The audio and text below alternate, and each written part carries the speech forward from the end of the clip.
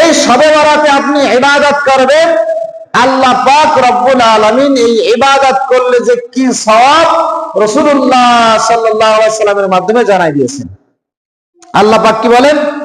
ইযা কানাত লাইলাতুন নিসফি মিন শাবান, নবী আমার আপনি আপনার উম্মতদেরকে জানায়া দেন।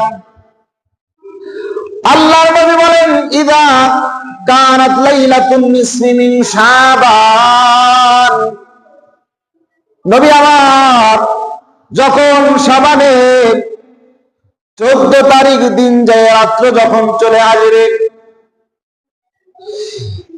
এই 14 তারিখ দিন যায় রাত যখন শাবান মাসের হয়, ফাকুমু লাইলাহা, রাত্রের বেলা তোমরা ইবাদত করবা, ওয়াসুমু নাহারাহা, আর দিনের বেলা রোজা রাখবা।